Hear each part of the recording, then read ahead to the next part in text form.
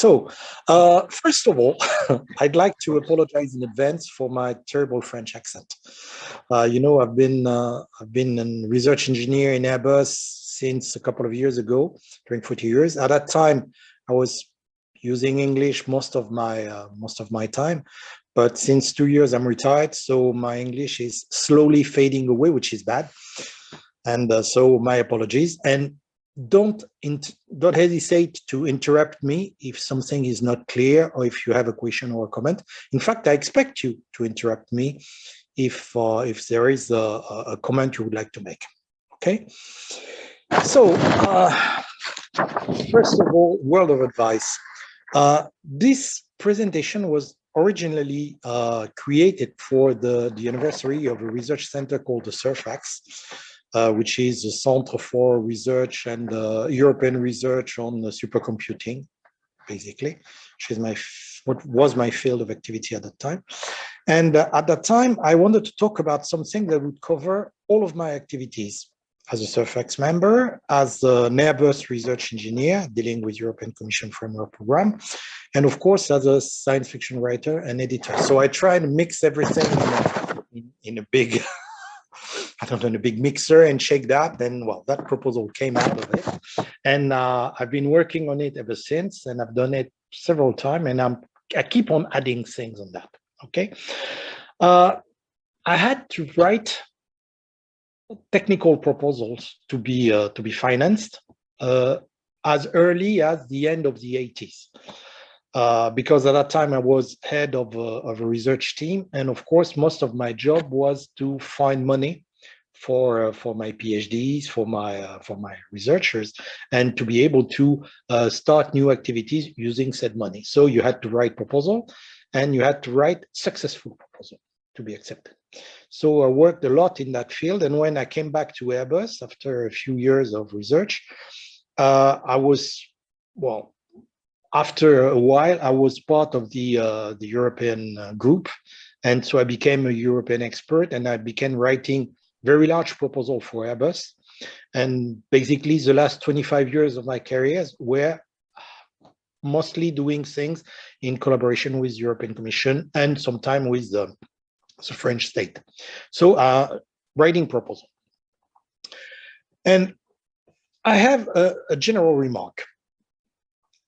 When you're writing something that is as complex as a proposal or an article or something that is quite long, if it's longer than half a page, if it has to be convincing, if it has to be exciting and reassuring at the same time, you're doing literature.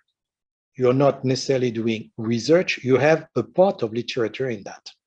Okay. When there's an introduction or an executive summary, a detailed conclusion, you're also doing literature. You have to be convincing, you have to be explicit, you have to reassure and to be exciting. So you're doing literature. You're not consulting a table of logarithm or an Excel sheet. You literally have a brain for your reader, for example, that is in literary mode. You read that as you would read a novel, a bad novel, but a novel in a sense, okay? So literary techniques, they play a major role in your writing, whether you like it or not. Every scientific publication is a fiction.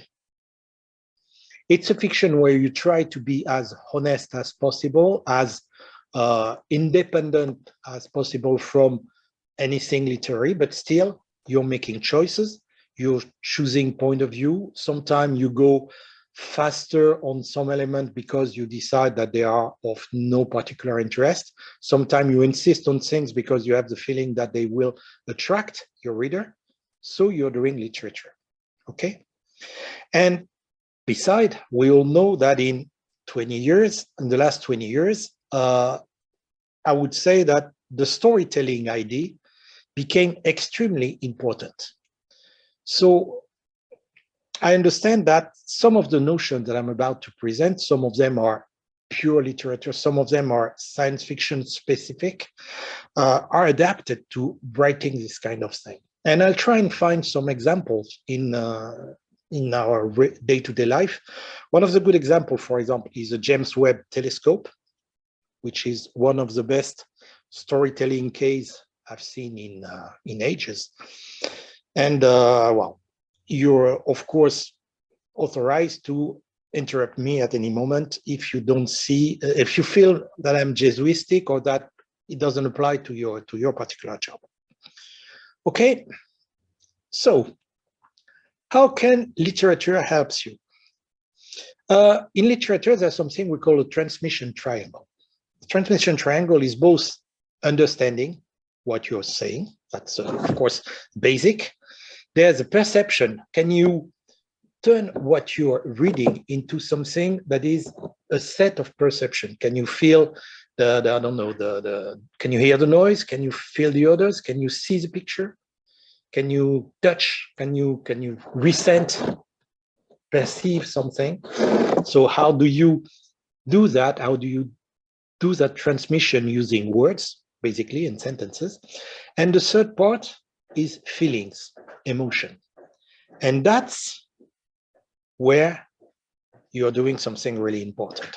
That's where literature might help you, because you might consider that any scientific article, any proposal, any technical stuff, report, whatever, doesn't have to create feelings.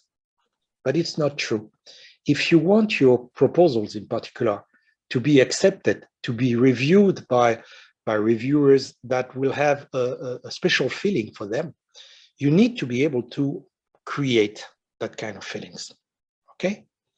And that's where literature, in that particular, developed a certain number of techniques that I will develop in order to get you that. Because the understanding, it's your job. I mean, you know what you're talking about, you're the expert.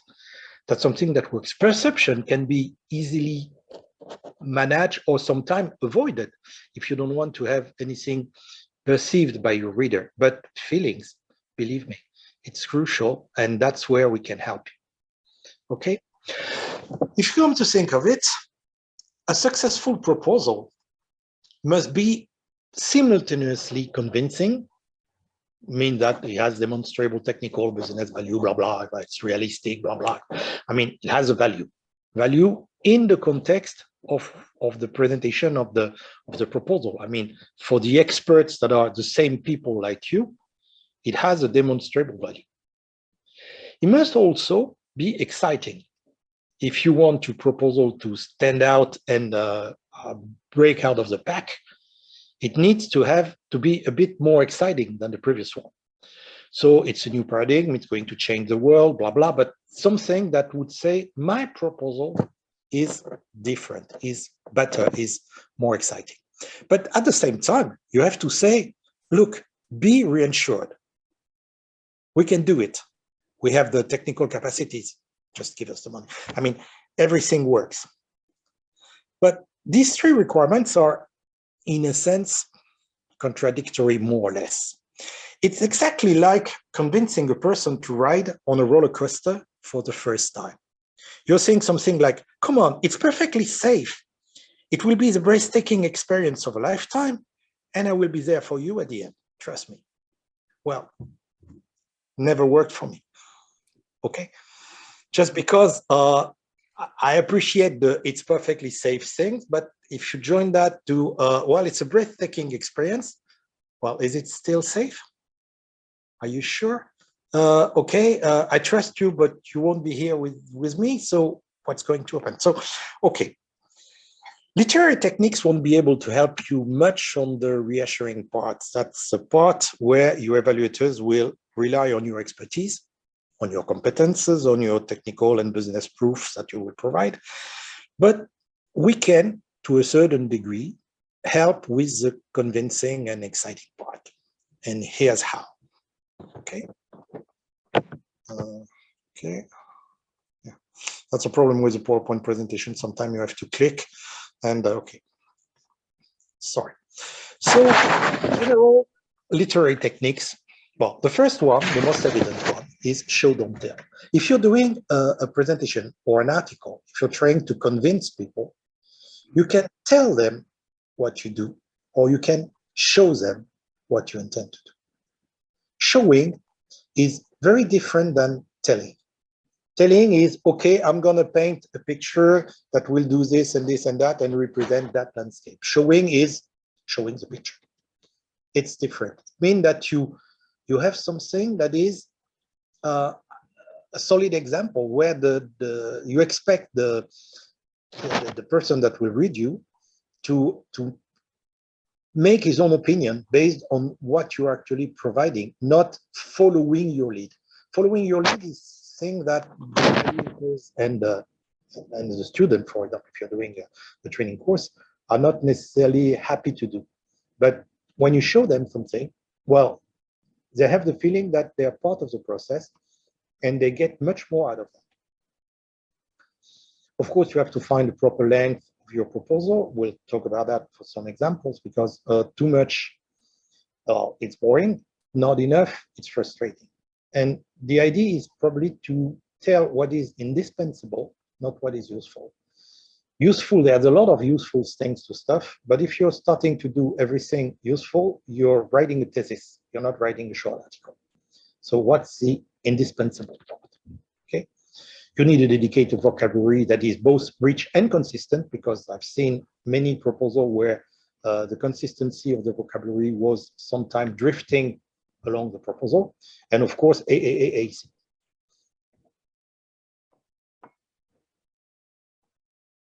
Hey, I'm waiting for a question here. I do wait for a question. Nobody's asking a question. What's this AAAS? See? Ah, good. I'm happy with that. Excellent. AAAC means avoid acronyms at all costs. Okay? It's a good illustration of two elements that I did present. Of course, I could have said avoid acronym at all costs. You would have said, okay, pass on that. But AAAC create equation, so you understand that's a good example that, well, acronyms are not necessarily a good idea in that context. So it also illustrates the show, don't tell principle, because tell would have been avoid acronym at all costs. Show means AAAC. There you have a show of don't do that. Okay. In your opinion, what is the most efficient techniques? I would rely on the AAAC. Okay. So don't hesitate to ask questions. I mean, I'm really forcing you at some point to do so. I'm wondering perhaps with the vocabulary, because sometimes when we write such document, we feel quite constrained by the vocabulary because we have to use very precise terms. And if we change the term a bit, then people get mad at us. So how to combine this rich, consistent vocabulary and at the same time be limited in the words we can use?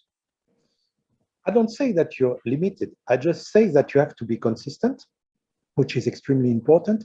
And besides, remember also the fact that some words you're using in your field of expertise might have a different meaning in other fields of expertise. So when you're trying to do crossover, it happens a lot. Sometimes you bump into the fact that, okay, this means that for me in aeronautical industry, but it doesn't mean the same thing for an automotive industry. What is a system for a car? What is a system for an aircraft? Basically, the cheapest and simplest system in an aircraft is much more expensive and complex than the more expensive and complex system in a car. So both are systems, but are we talking about the same notions? Not necessarily. Sometimes you need to understand that and to be sure that you're not losing your reader. Okay, and AAC is also a very good example. I can tell you that with an Airbus, when you're doing aerodynamics, you have your set of acronyms. When you're doing structural calculation, you have another set of acronyms. When you're doing, I don't know, thermal analysis or engine manufacturing or whatever, another set of manufacturing. And everybody say, well, it's Airbus, so you should know that. No, I don't.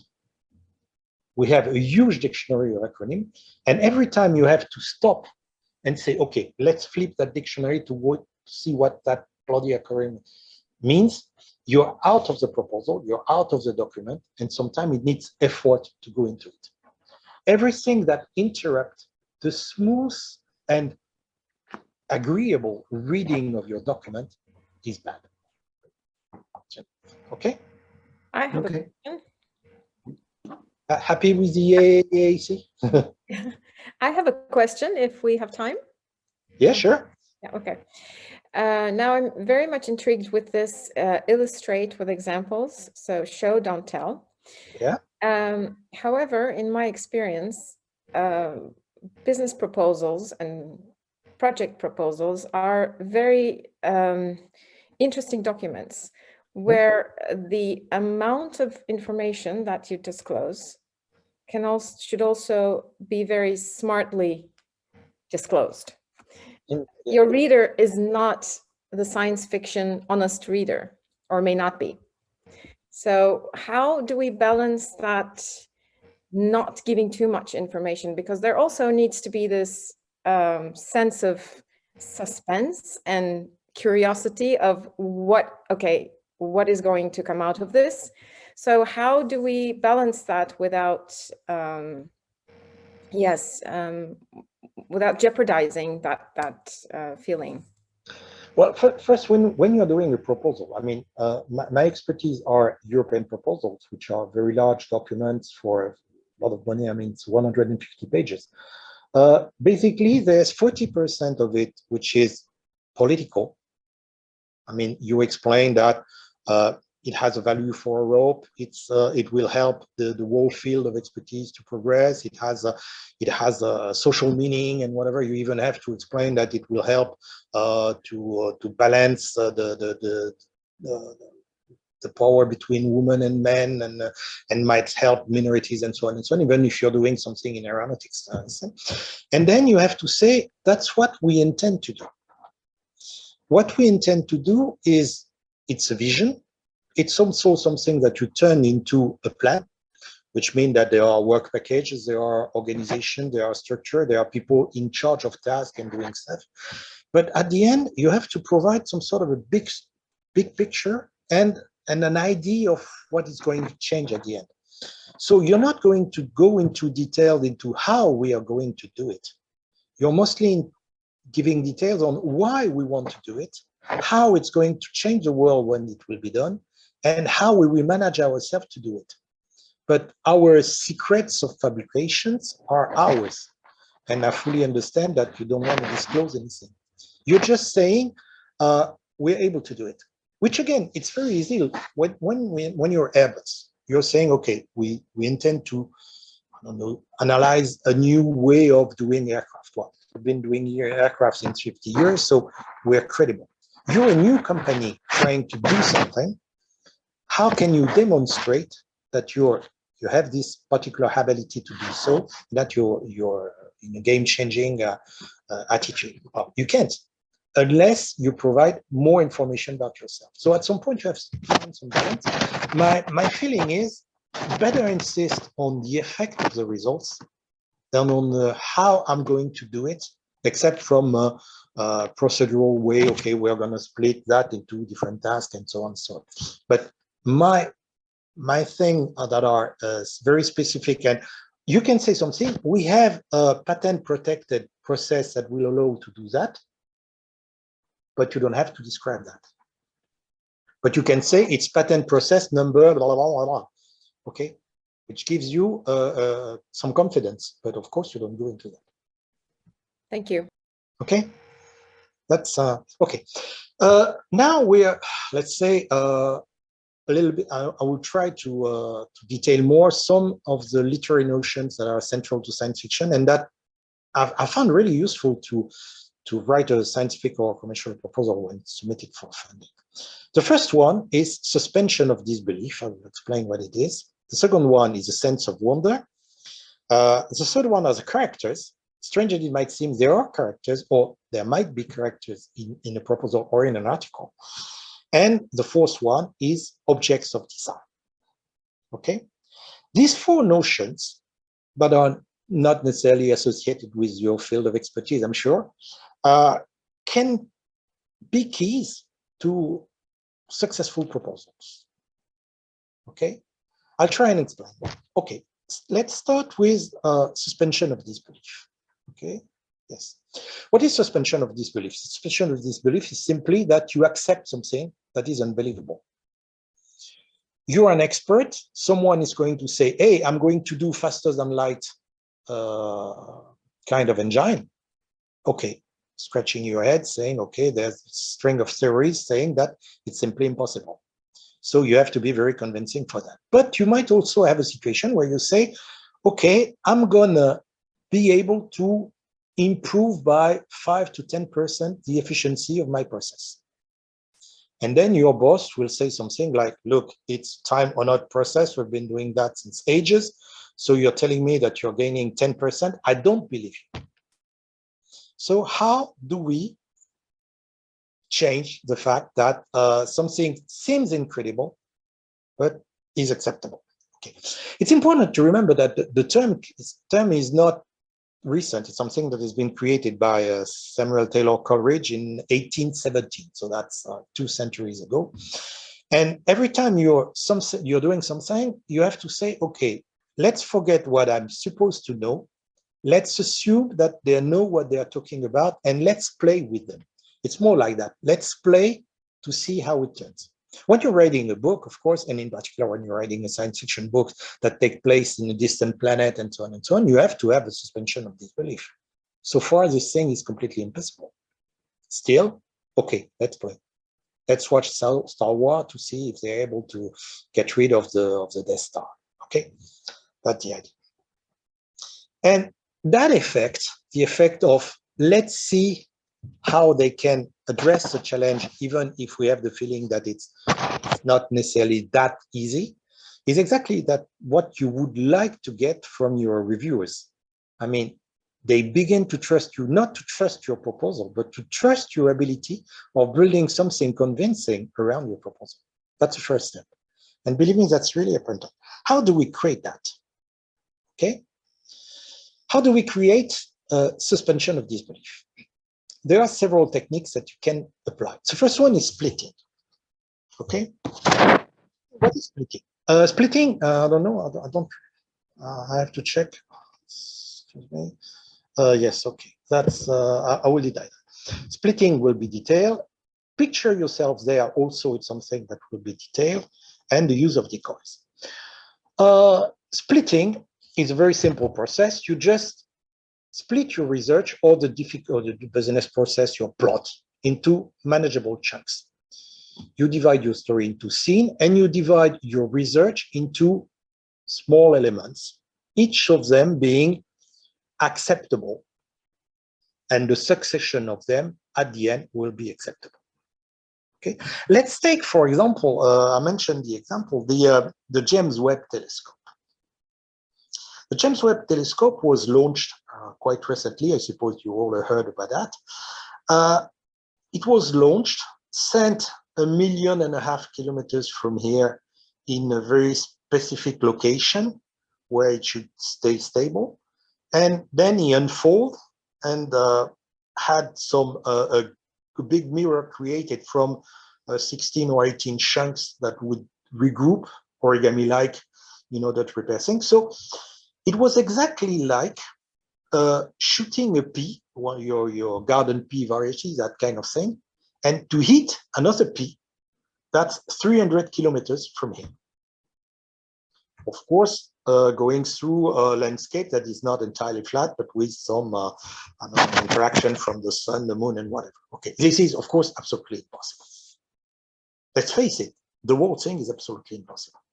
So what they did, they divided it into several chunks, saying, okay, first we have to go to orbit. And that's something we can do because we have, I don't know, engine that can do that. And we have the size of the telescope that can be reduced so that it fit in one of the rockets and whatever. And then we can have a solution where even if we're not exactly in the right direction to go to the place, the final resting place, we have some engine and a bit of carburant, so we can go there.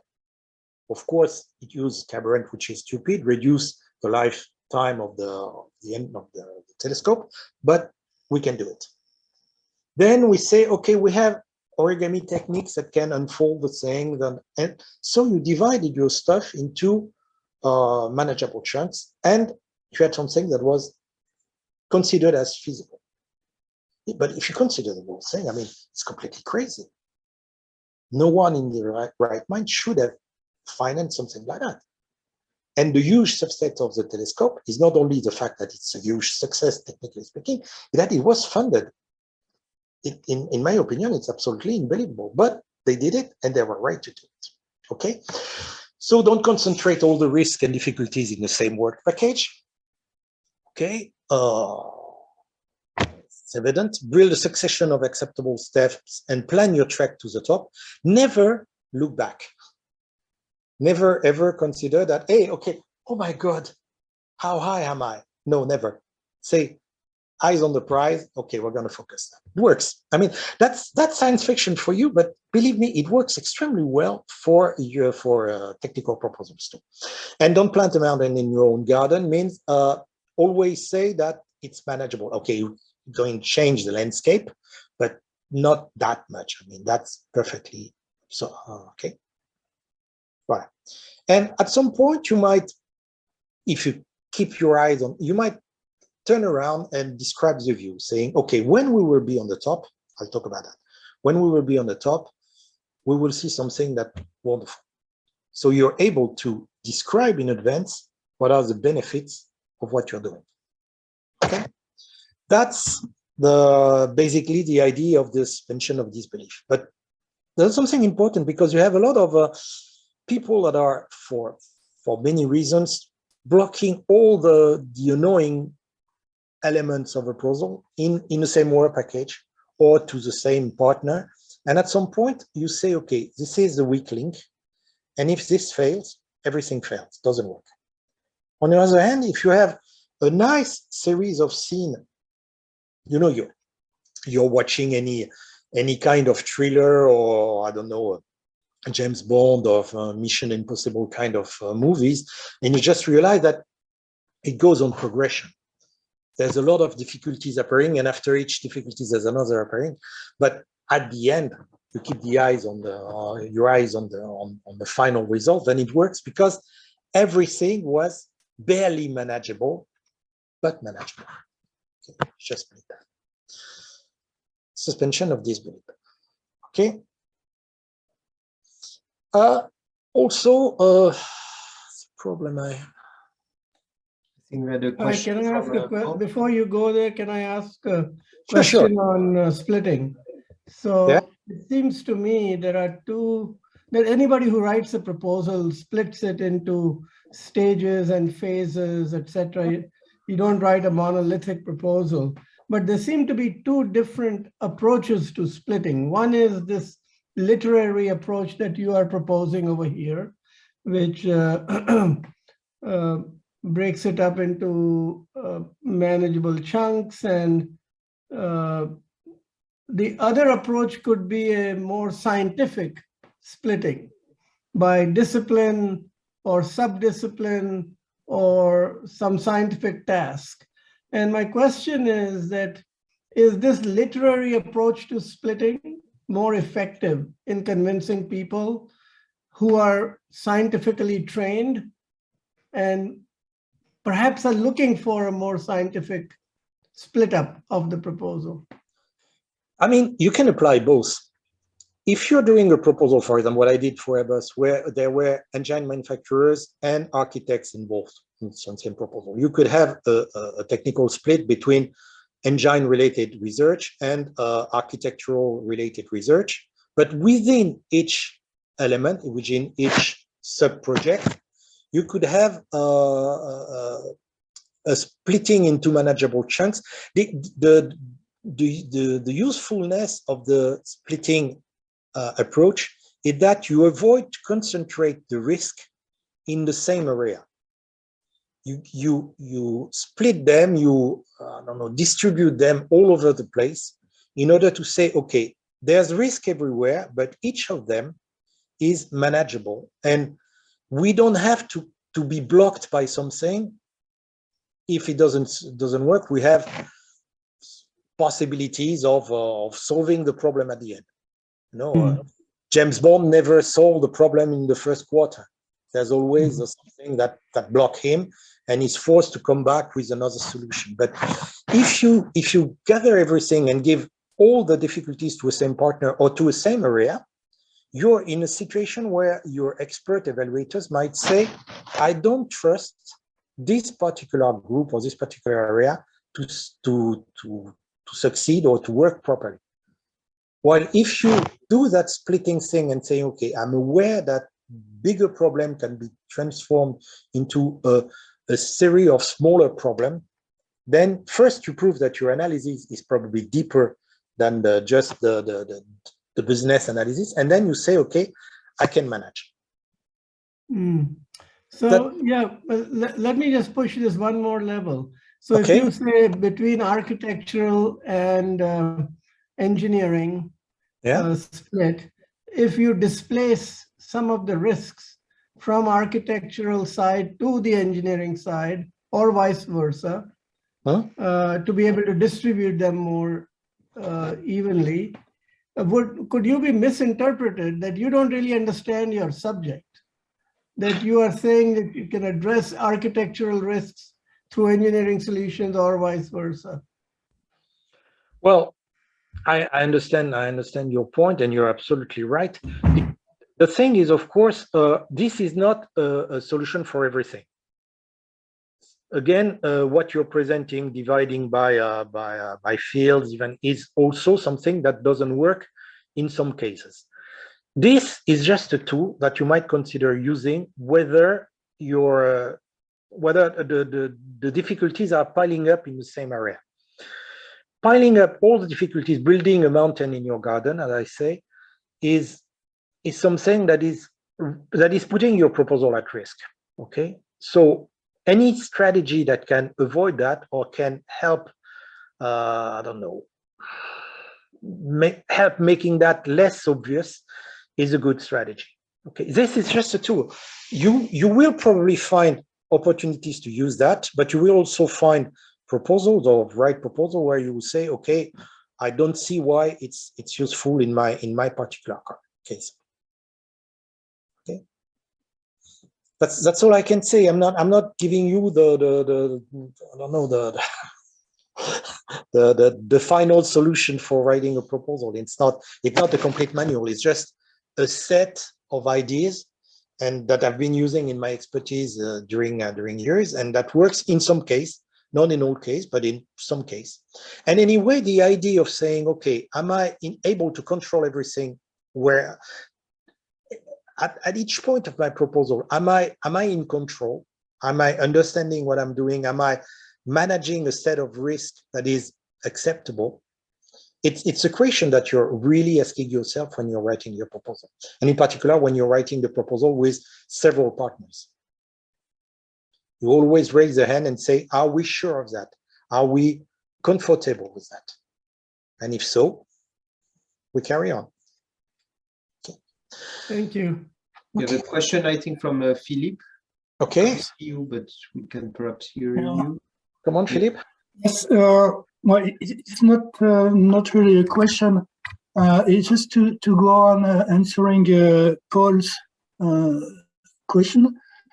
It seems to me that what is important in splitting, like you explained, about the manageable chance, manageable risk, for me is that I'm thinking of some proposal that I wrote.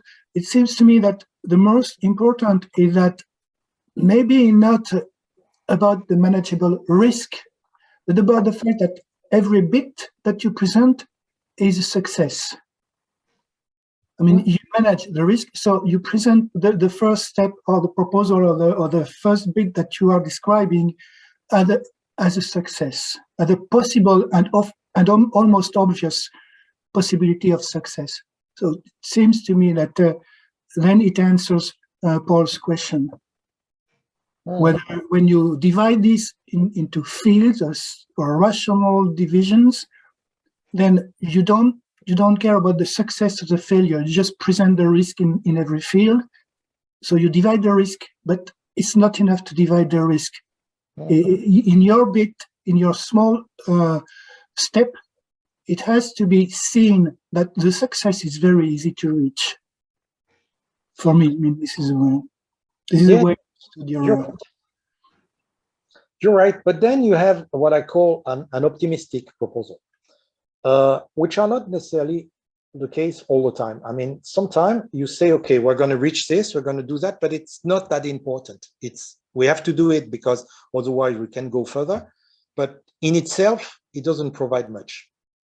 Okay, you have situation like that. Sometimes when I was doing my thesis, I had to, I don't know, spend a lot of time doing a couple of lemmas that were not theorems, that were just preliminary results in order to have the big theorem explained and validated. So many proposals are just like that. And at some point also, peripheral to a proposal, you have your big objective, and then a lot of elements that are around that you need to build. Can be communication, can be dissemination, can be training, can be that kind of thing that are also important, that might create a lot of difficulties, but are not the core of your proposal. Okay, so I fully understand that, yes, splitting is a way to stay on top of the difficulties. Okay, when you're a writer in particular, okay, how am I going to write something exciting that will force the reader to go to the next scene, and then on the next scene start with something like that again. They say that a successful book starts with a climax and then climb his way to the top, which is quite a difficulty to do, believe me. And it's the same for a proposal. You do something that is difficult but manageable, and you're always on top. You're always surfing on the difficulties, not being drawn by them. Okay, that's the idea. Another technique that is useful also is what I call the picture yourself there. Let's suppose you're facing a cliff, particular high and stiff cliff. It's dangerous and it's almost impossible to climb. If you're on the bottom of the cliff and you're trying to convince people to give you money to climb the cliff, you have to be a very experienced climber, and you have to have already proven to your audience that you already climbed similar cliff like that. And of course, it's much easier to get money when you're on top of the cliff and you're saying, hey, I'm already on top, let's get started. And then you might have also the third approach, which is a little bit more literary, where you say, hey, let's position ourselves, let's vision what is visible from the top. So I'm already projecting myself at the end of my proposal. What will I see? What will I be able to do? What are the results? How the world will have changed around me? If you do that, you're making, by the way, your proposal extremely first attractive, but also credible, because you're able to project yourself at the end of the proposal where everything has been already concretized and realized. And then you say, okay, I'm ready for the next step. And this means that you won't stop before reaching that, okay? Because you made that so interesting and attractive, even for yourself, that you increase the trust that your reader is having in you. It's more than trust, it's faith, actually. You were able to describe the view from the top. Okay, so I should write on my thing because I cannot talk and do that. Okay, so pretend you're already there. Okay, which means that the difficulties you can, well, you're not avoiding them, you're not hiding them, but you concentrate on the benefits. Many proposals I read and evaluated as European evaluator didn't spend enough time on the benefits. After all, if you're doing something, it's just because you will benefit from that, and there will be something new, something interesting, something of value. You don't necessarily insist enough on that. Okay, so picture yourself there and say, in 3 year time, in 4 year time, when my PhD, my proposal will be over, we should be able to do that, and then look how it changes the world. That's a really good thing. Okay.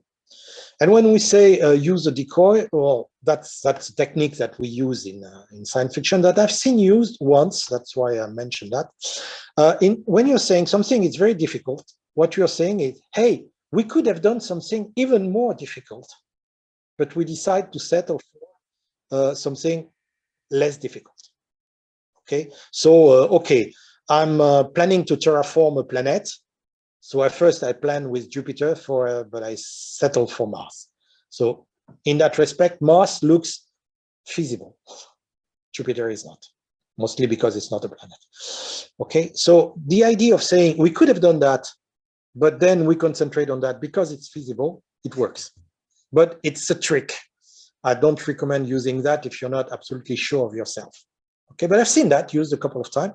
And for proposal, for a particular very large proposal in the aeronautical industry that was actually financed and successful at the end.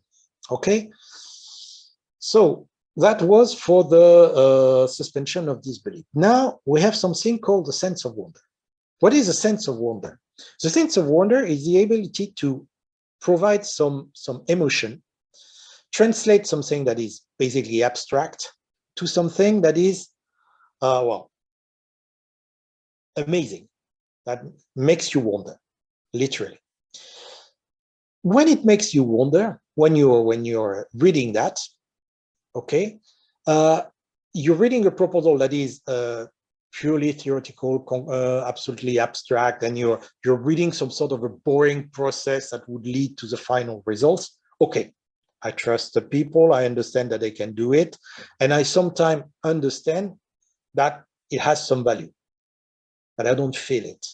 On the other hand, if you're saying, hey, look what we will be able to do once the proposal is finished, and the proposal, of course, is technically solid and with a good management and whatever, but look at what we can do. I mean, this is wonderful. Okay, so how do we do that? Well, first we start with the big picture. I'll show about that. You had elements like a splendid metaphor, for example. I mentioned about that, but you all know about computer viruses, which is a splendid metaphor. There's no virus in computer. I mean, computer viruses it's a concatenation of two words that have absolutely nothing in common, but still, it's a splendid metaphor.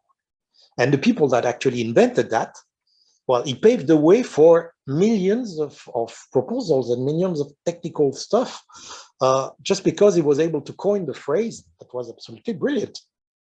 Okay? You can use special effects. I've done this in presentation too. You can exaggerate, but in the right sense. Okay? So starting and expand your horizon. Expand your horizon. I insist about that. I'll show an example, technical example. That's really an important stuff. So starting with the big picture. How do we start with the big picture? Okay, this is your proposal. Okay, this is a wonderful project that I want to do, and at the end, that's what we tend to. That's what we expect to see at some point in our lifetime. Okay. By the way, my proposal is here, but still, it's very important because if you don't have the proper nuts and bolts here, the whole thing will fail and there will be no spacecraft around Mars, okay? So my proposal is extremely important. Well, basically it's nuts and bolts, but still it's very important. And if you have the feeling that your contribution is essential, just start with the long journey. You're one small part of a big ensemble. Start with a big ensemble. Okay, sell everything. Tell us what is global at stake. Okay, show pictures. That's a good thing. There are ways to do so. I mean, every time you're doing something for a car or an aircraft, you describe the car or the aircraft or whatever. If you're writing a bit of a subroutine for a library, describe what the library is doing and describe what are the users. Okay. My daughter did a PhD on deformation of 3D meshes in real time for video games. Okay, so you're punching a hole, you're a video game character, you're punching a hole somewhere. You need to demonstrate what are the algorithms to calculate in real time how the world will be deformed. Okay, it's not very exciting. However, if you show what will be the quality of the video games, you turn that into something very, very exciting. And believe me, it works. okay? So starting with the big picture, okay, a lot of people are doing that naturally. But then a lot of people are just saying, okay, I'll concentrate on my field of expertise, my proposal. I don't go further than that. Okay? But remember that. When you get logos, metaphors, and so on and so on and so on. The Vivace saying, the one saying with the design together, gain together motto. It was a very large proposal that I was, I must say, proud of being part of, and I wrote part of the proposal, and I was communication manager of the project. When the project was launched, or at least when the proposal was in a state where we were discussing it directly with the experts in order to tailor it, because it was a 74 million euros proposal, quite a big one, okay? So it was quite touchy. We had to say, let's find a motto that would, in a couple of sentences, or maybe one sentence, describe what we are doing. And we started with 2 lines, 3 lines, a lot of proposals from various technical people.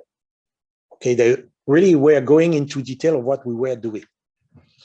And then my boss at the time, he just stopped everything dead on track and said, okay, I hear you, but you're not getting the point. And it offered us design together, gain together. And that's it. 4 words, but all the main idea is there. We do concurrent design and we gain together. This is extremely brilliant, I can tell you. This actually contributed seriously to have the proposal financed, not only financed, but over-finance. The European project, the European Commission offered us a little bit more money than what we expected. Never saw that in the rest of my life. But at some point we said, okay, we asked for 70 and they say, you won't be able to do in 70, try 75. And at the end we settled on 74. And we were expecting, when we were asking for 70, we were expecting a small reduction, maybe to 65. And now we had something like 10 million more, where we could do advanced training, we could do a bit of communication. So we did a lot of communications around that, and we were able to do a really brilliant work, okay? So that's the same. That's the notion of splendid metaphor. And another example, which is extremely important, is the expand your horizon. What means expand your horizon? You have a proposal, the proposal stop at the end. What happens next? What in your mind should happen next? Here is a perfect example. What you see on the left is one of the most prominent biology article in the 20th century. It's one of the most famous ones. It's 1 page. What you see there, except for a couple of references at the end of the page 2, is the article. It was written by Mr. Francis Crick and Mr. James Watson, and it described the structure of the DNA, the helix structure of the DNA. Okay, 1 page, published in a very large book with something like 500 pages. So there were something like 400 articles in that book. This one. Why did he stand up like that? Because they earned the Nobel Prize for that article, for 1 page article. They earned this. Not only because the science was brilliant, it was, but also for a couple of things. First thing is they start with the structure as novel features, which are of considerable biological interest. So it's first line, we wish to present a signature for the cell. This structure has novel features, which are of considerable biological interest. So you make promises, and I mean, you blow your own horn. This is considerable biological interest. Not kidding. I mean, wow, biological. Okay. Then you do your presentation, you have your scheme, and you do things, you know, all along, and then you reach there, the end of the article. And the end of the article says something like, it has not escaped our notice that the specific pairing we have postulated immediately suggests a possible copying mechanism for the genetic matter. Here is the structure of the DNA, but from that, we can deduct 50 more years of research understanding the copying mechanism, understanding how we could actually analyze things and maybe work with that. So we are opening an absolutely new field of research and expertise based on what we just discovered. That, my friend, is a Nobel Prize. And I'm not saying that they got the Nobel Prize because of that sentence. What I'm saying is that sentence forced the readers to say, hey, this is not only good, this leads to something unbelievable and new. And basically, these people, the two, Crick and Watson, they already thought about that. So not only the proposal is good, but it will have a tremendous effect, and the people that are actually doing the proposal are really good. Nobel Prize, okay? One-page article, come to think of it, and one page that doesn't describe. It describes the result. It didn't describe how they did it. There's a sentence at the very end that say, if you want to see how we did that, take a look at the more longer article, which was basically the thesis of Watson and some of the research document of Crick. But they said, look, this is what we do. We have a considerable biological interest, new thing. And at the end, you'll see that we're opening something wonderful. Okay, the article stand up, okay? If your research, once achieved, might lead to something bigger, to a follow-on, even a follow-on that say, now we've developed that, but I'm pretty sure that we're going to reach a critical mass doing more of the same, or something even more complicated at the end, but first step there, you have to mention that. And if you mention at the very beginning that, yes, you have something that's going to be the beginning of a long and very successful journey, you do it, okay? You're expanding your horizon. You're not saying, when this will be over, it will be over. You're saying, this problem won't be over, and it will turn out to be much more interesting, interesting and I don't know, and promising that one can affect. Okay, this is something that should, in my opinion, should be studied in every time you're doing a research or PhD. Remember that there are people that are geniuses that can actually write this kind of thing and say, okay, I'm changing the world, basically. I intend to change the world. I don't know if you saw, for example, the presentation of the guy from Apple who did present the iPhone, the first iPhone. He went on the stage and he said, present the thing and say, I know that everyone needs a telephone, and I understand that it would be nice to have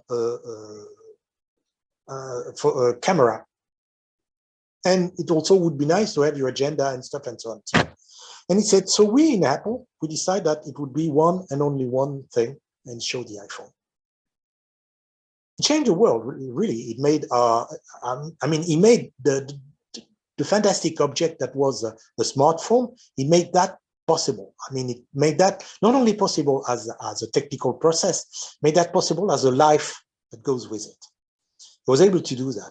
And when you're doing a proposal, when you're doing something that you say at the very end, we will be able to be there and we will be able to see that and to feel like we could go there, then you're making something that is not only promising, but that is also something where you say, okay, I want this to happen, even if it's not sufficient, because something else will happen that is very important. Okay, am I clear on that? This is very good thing. Okay. Okay, characters. There are, of course, no characters in a scientific or business proposal, of course.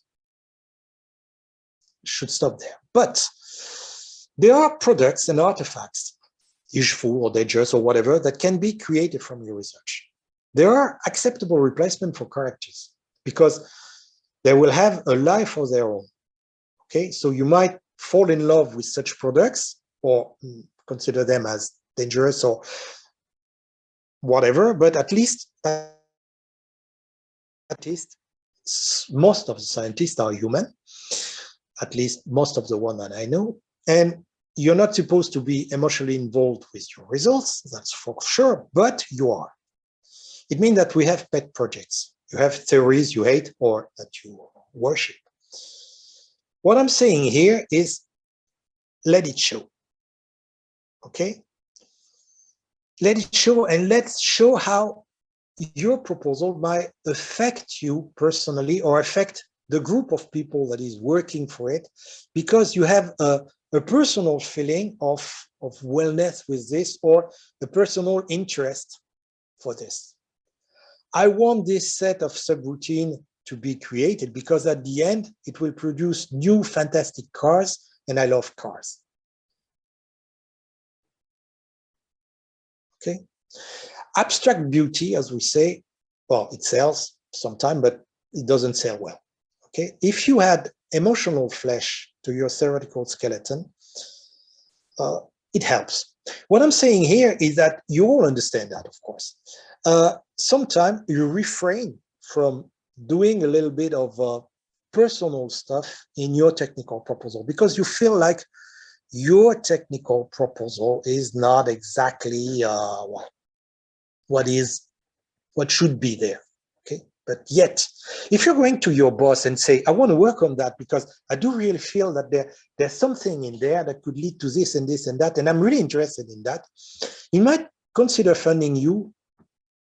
Why? If you say, okay, I understand that technically speaking, this is the path that we should see, and we'll probably have to work like that to get rid of it and to go to something else, it's not exactly that exciting. Okay, so don't forget to add a little bit of emotion to your stuff. Okay, you remember, for example, that I was in the computer business during quite a long time, and data management and so on and so on. You just realize that when you're a scientist working in that field, you talk to your computer, strange as it might seem, and you spend usually more time with your computer than with your spouse. So at some point you get some kind of effect with your machine, and that, strange as it might seem, makes the thing more acceptable.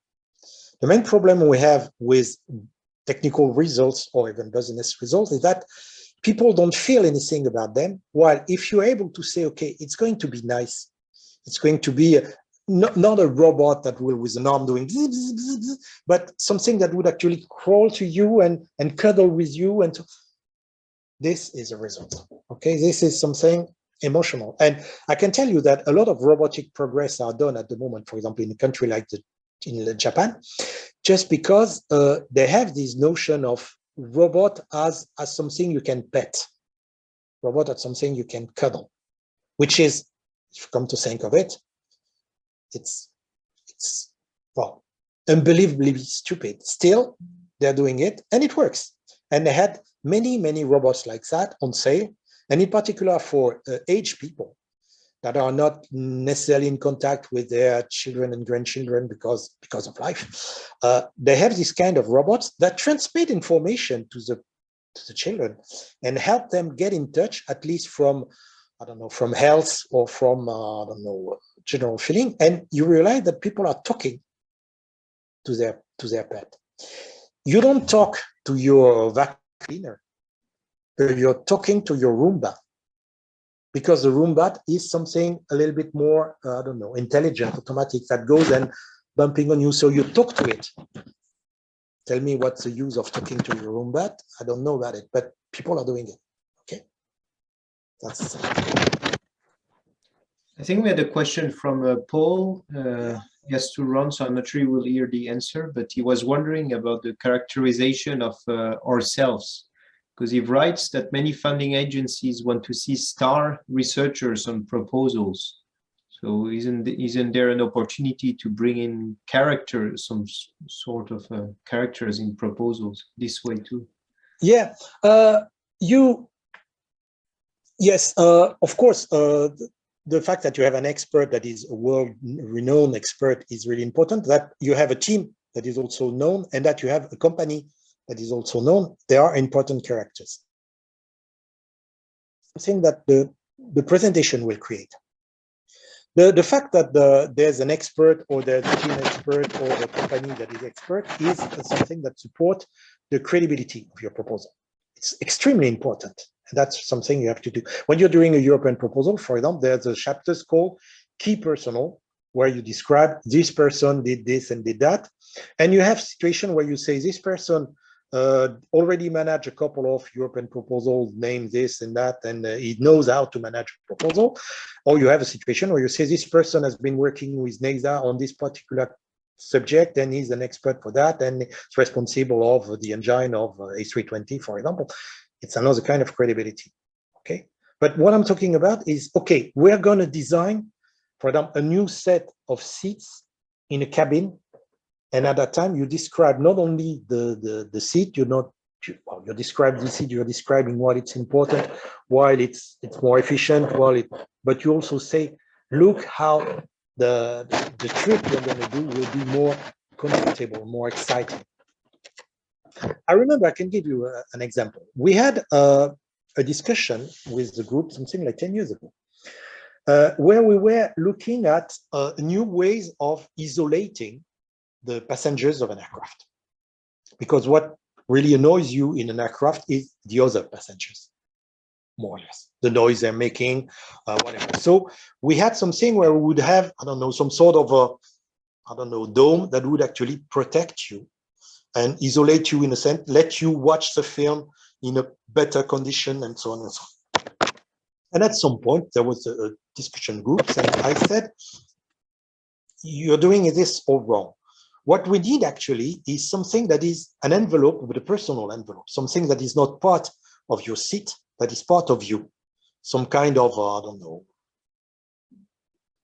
clothes that you would actually have with a hood that would actually do the same kind of effect. And besides, if you do that, there's another brand, another kind of company that might be extremely interested by that, which is the luxury company, the fashion industry. Because people that are actually flying on aircraft are usually relatively rich people. And in particular, when they're in business, they're rich people. So that's exactly the public that is targeted by the fashion industry. So I was saying to them, let's go and see the fashion industry and see what they could suggest us for something that would be both linked to the aircraft, linked maybe to the airport. It would be nice to have some information on where you should go and where is your door, where is your luggage, coming directly from, I don't know, a visualization on the hood that you're actually wearing, but also something that would mark you as one of the beautiful people. And they said, no, it's not going to work. What are we going to say to the luxury, to the fashion industry? We don't know them. And I said, I happen to know them. Let's organize a meeting. And to their surprise, and also a little bit to mine, they were very excited by the idea. So instead of designing something for the seat, we're actually working with them, designing something from the passenger, doing exactly the same thing, but that creating an object that is yours, that is a character, that is something that transforms you into one of the most beautiful people. I'm in the airport, and the airport is able to react to me because I'm wearing that. I'm in a plane, and I'm able to be isolated in my own environment because I wear that. That's a proposal. That kind of character where you are emotionally involved. I want to have me one of those. That's the idea. Might be strange, but I mean, I'm not offering a solution. I'm offering things you might consider or think about. But this works. If you have something in your proposal that can isolate and say, hey, this is good. And if it happens to be produced, I would like to have one. Then show it and share your enthusiasm with your readers. If they're convinced, you're home. Okay, another thing about characters, every good result has an emotional side.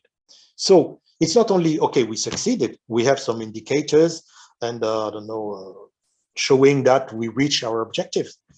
Hey, we reach our objective, we're on top, we're seeing something new, we're, I don't know, have the feeling that this problem is behind us, okay? And if it's difficult, you'll be a hero.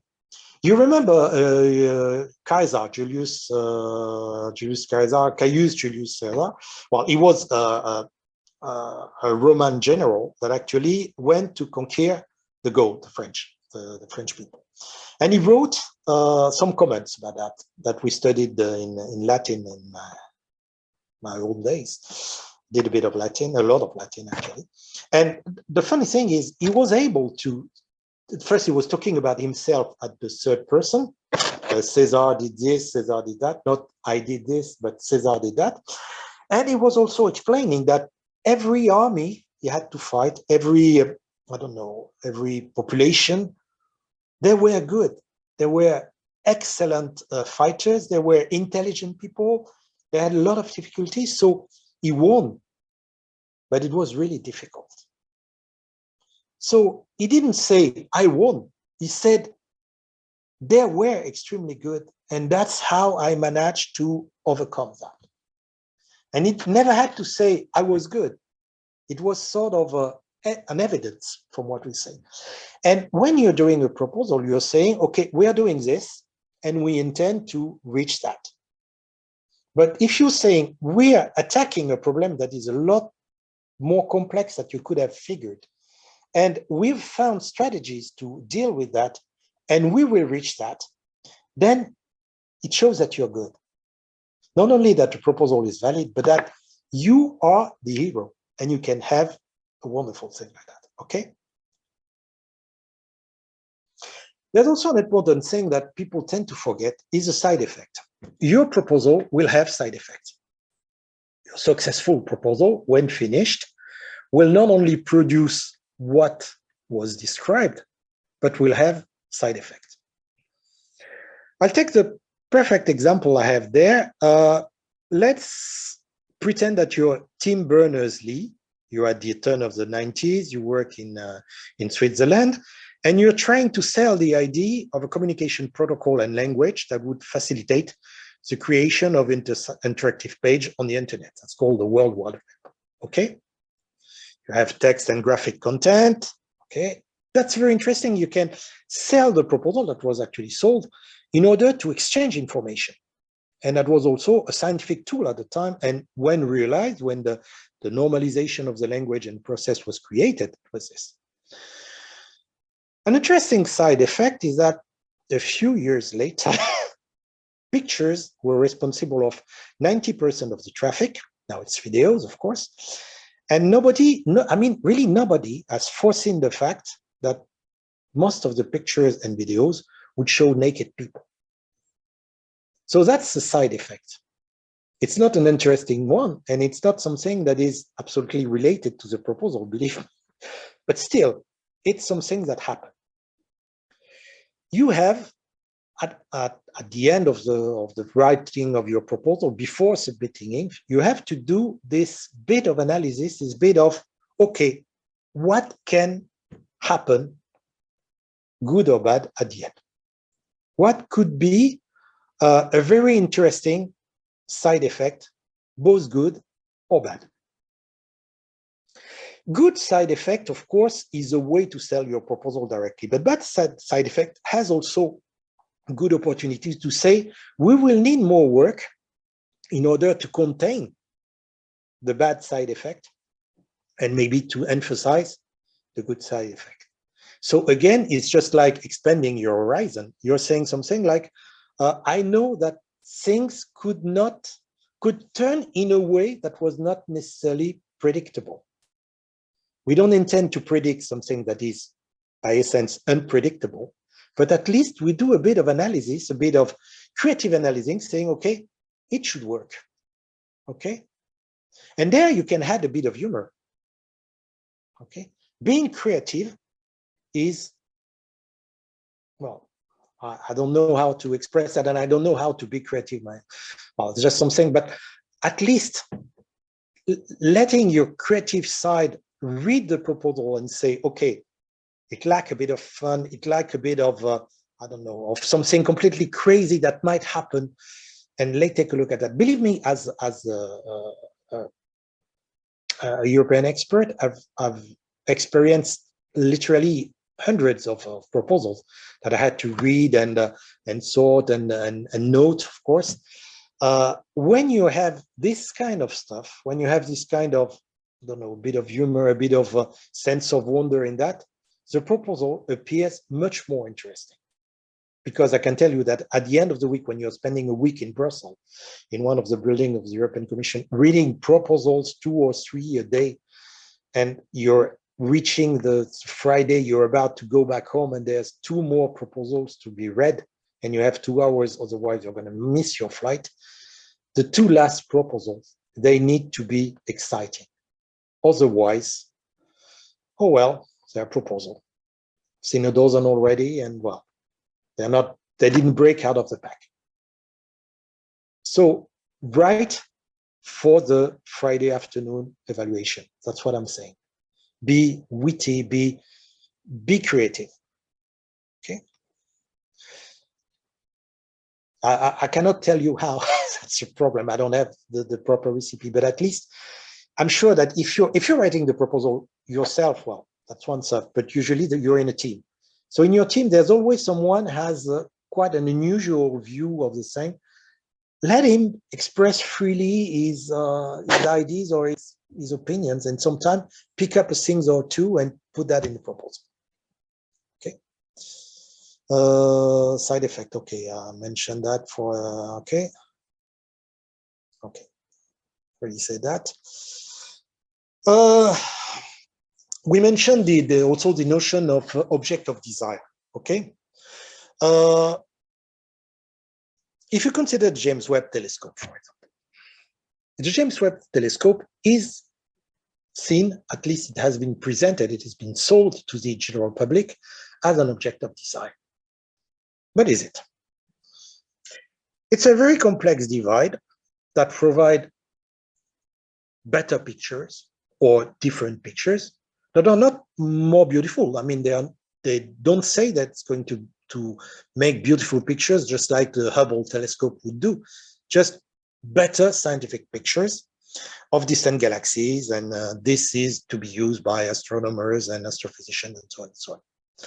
So for the general public, it has nothing to offer. I mean, it's a specialized tool for a very limited breed of people. Still, it's an object of desire. It has been commercialized as an object of desire because it's a sentinel of the mankind in the solar system. It's a way to, I don't know, to capture a part of the solar system and make us ours. It's a way to expand humanity to 1.5 million kilometers from here. This is an object of desire. This is purely artificial. But the NASA turned that into an epic adventure, and that's remarkable storytelling.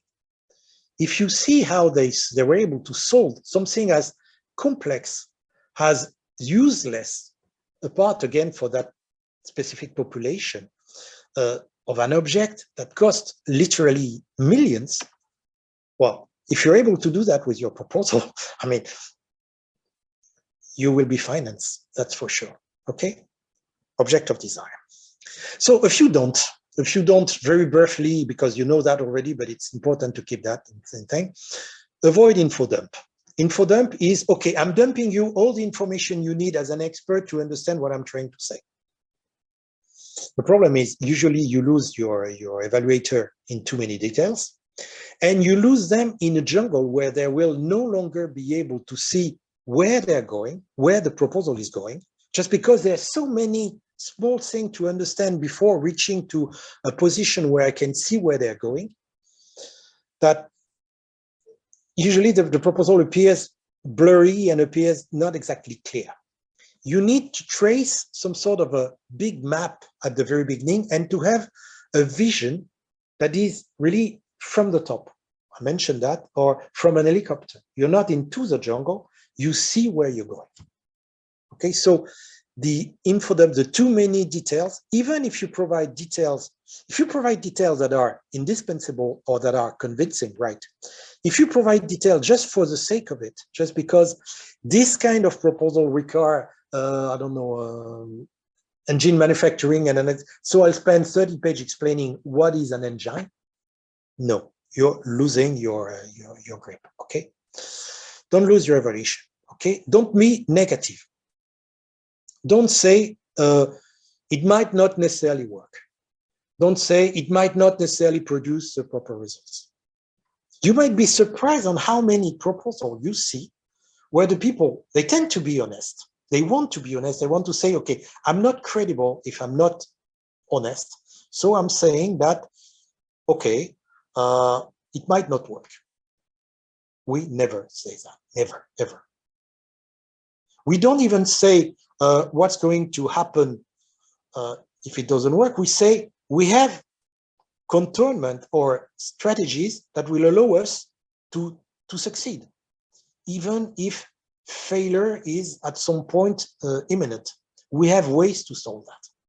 You are a positive person and your proposal is positive and it's really something that should work. I mean, it's a big tank, you know, going through the jungle of research, and that's okay. That's how it works.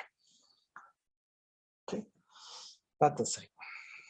And don't forget to begin with nice promises. Again, remember to the Crick and Watson article. One sentence is saying, we do that. If you start a proposal saying, we've decided to do this because we have the feeling that we can reach that and change this and change the world, or at least do that, and this proposal will do it, then after that, we read you just to see how you're going to do it. But at some point we say, okay, we accept you. And accepting the fact that you're confident, accepting the fact that this will work, well, you need to say it. If it's obvious, you say it. If you are so competent that you shouldn't have to mention that, you mention it. It might be strange, but I spend all of the proposals I've written in the name of Airbus, and that's more than 25 submitted to the European Commission, saying Airbus knows how to design aircraft. Yeah, it's Airbus. That's what we do. Okay, right? Do I need to say that? Yes. I need to say that.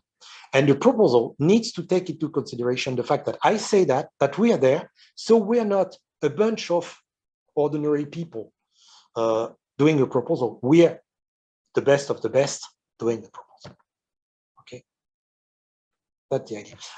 Jean-François, I suppose I'm on time, or? Well, we'll be arriving towards the end. There are several people who are who have to leave, but as you wish. It's recorded. Okay. I have one conclusion stuff. Let's say, just to summarize, first, every scientific or business document is a fiction. Remember that. It's not something that is completely devoid of fiction interest. It is a fiction. And let's be happy with that, because reading a non-fiction document is really boring. It's like reading a logarithm table. It's not a lot of fun. So the goal of this presentation, our goal is to make it a better, more exciting and conviction fiction, without losing the quality, the technical qualities or the business qualities that are the core of the project. I'm not changing the core of your proposal. I'm changing the fact that the fiction built around it, the fiction that is your proposal, is a better fiction or a more exciting fiction. Okay. It's also, people tend to forget that, it's also a work of art.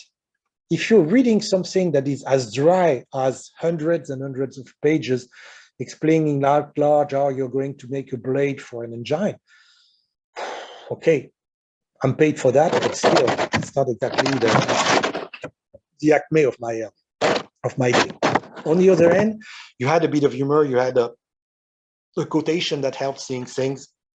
It works. I can give you an example that I had from one of my projects. I was once in charge of a small project called verification, validation, and accreditation. Well, the project would implement a process that will help the certification authorities to believe that our simulation tools are of good quality, that they're accurate, that they're well adapted to what we are simulating. Because you know, when you're making a product like an aircraft or a car, for example, you have a certification authorities that do analyze your prototype and say, okay, I allow it on the street or on the air or not. I allow it on the street or on the air because I do believe that it works. I do believe that it will not crash at the first thing, that the tests you did were good, that the simulation you did were good, blah, blah, blah. Okay. Well, the thing is, we've done this since 50 years. So everybody knows that our tools are of good quality, that our process are of good quality, that our product are of good quality. So why bother? Why bother with a project like verifications, validation, and acceptance? Why that? That was my main problem at the beginning. Okay, doing this, but trying to find a reason to do it. And lucky for me, I bumped into a quote from someone called Yogi Berra. Yogi Berra was a famous American baseball player and a team manager. Okay, well, he's credited with many aphorism and Berraism that were both witty and funny and sometimes completely stupid, but okay. And he had one saying, in theory, there's no difference between theory and practice. In practice, there is. So I was able to say that to my boss, saying, okay, in theory, everything goes well. In practice, it doesn't. So we need a robust process in order to be sure that what we are doing is actually what we should be doing. Yogi Berra, okay? The sentence helped the proposal to be accepted. I can tell you that the boss laughed and that, but they kept thinking of it. And the only thing that I can hope for you is that you will find this kind of idea in a good science fiction book somewhere. And that may be your proposal, your next proposal based on the ideas I was trying to agitate during this presentation will be a little bit more exciting. That's all I hope. Okay, and I thank you for your attention, and that's it. Okay. Thank you very much.